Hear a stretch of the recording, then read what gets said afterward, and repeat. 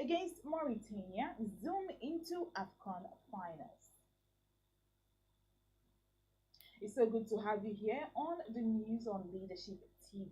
Now to the news in detail.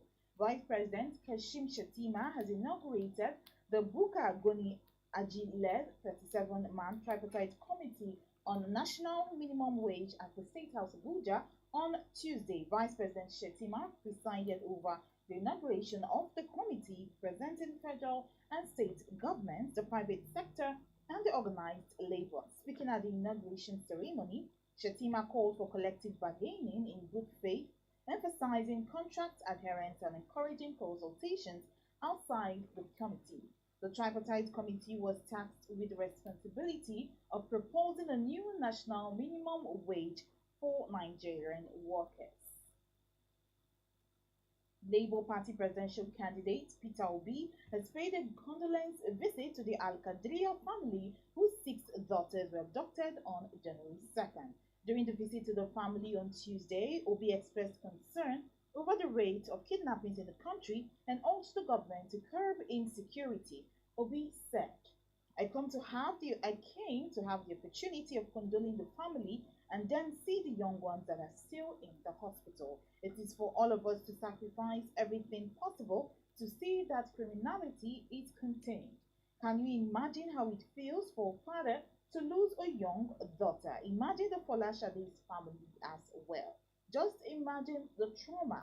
Imagine what they are going through. The government and the people must work hard to stop this.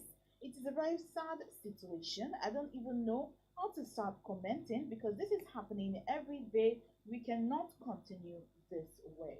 Recall that 19 abductees were taken away by bandits from the Sagwari estate layout in the Dutin Alaji area in the Buari Area Council of the Federal Capital Territory earlier in January. They included six girls who were abducted from their homes alongside their father, Alhaji Mansur Al-Kadriyar. It was gathered that the gunmen later released their father, asking him to go get the ransom for the release of his daughters. The kidnappers killed four of the hostages, including Nabeeha Al-Kadriyar, a 400-level student of biological science at Madubali University, Zaria, and 13-year-old Folashade Ariyo. The remaining five sisters regained their freedom on Saturday, January 20. And now the National Drug Law Enforcement Agency, NDLEA, Kano State Command, has announced a significant breakthrough in its ongoing Operation Hana Maye aimed at combating drug trafficking and abuse in the state. Between January 17th and January 26th, under the leadership of State Commander Abubakar Idris Ahmad, the agency arrested 119 drug suspects and dismantled 21 illicit drug joints. The spokesperson for the NDLEA, Mr. Sadiq Mohammed Maigatari, stated this in a press release that of the 198 suspects arrested, 177 are male and 21 are female. Commander Abubakar Idris Ahmed urged the public to remain vigilant and report any suspicious activities related to drug abuse and trafficking.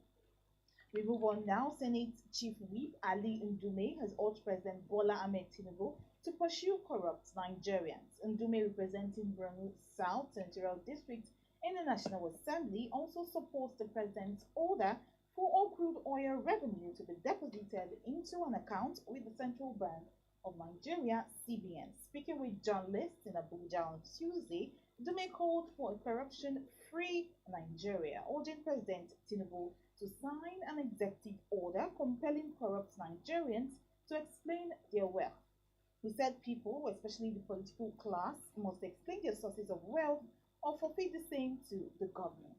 Udume urged Tinubu to expand the dragnet to include all government agencies that generate revenues. He said the agencies must not be allowed to keep government funds in commercial banks without proper monitoring, as such funds would be safer under the custodianship of the CBN.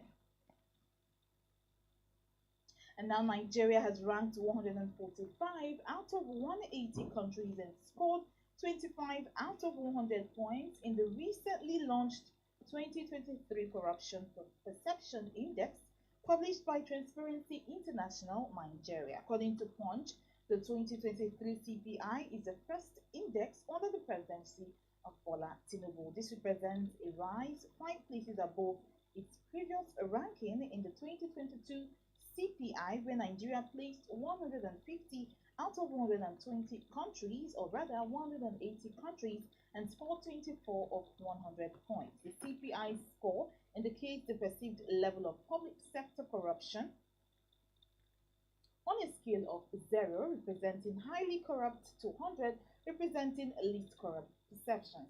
Speaking during the official launch of the CPI in Abuja on Tuesday, the executive director of the Civil Society Legislative Advocacy Center, Ibrahim Musa Rafsanjani, said the scores show that Nigeria still has a lot of work to do at the national and regional levels. And now finally on sports, dark horses Cape Verde have beaten Mauritania 1-0 to qualify for the quarterfinals of the Africa Cup of Nations in Cote d'Ivoire. Ryan Mendez's 88-minute penalty was the difference, as the Blue Sharks, who have been one of the surprise packages of the tournament, stormed a cross-section of Mauritanian fans at the Felix Houphouët-Boigny Abidjan Stadium. The tiny Atlantic Ocean island nation had got out of their Group D in 2 of their 3 previous appearances at the AFCON, but had never before won a knockout tie. And on that note, we end the news on Leadership TV. For more of our news stories, you can log on to the website www.leadership.ng. Many thanks for watching. Thank you for watching. For sponsorship and advert placements, please contact 080-3688-6158. Last Word Leadership Podcast Studio. You have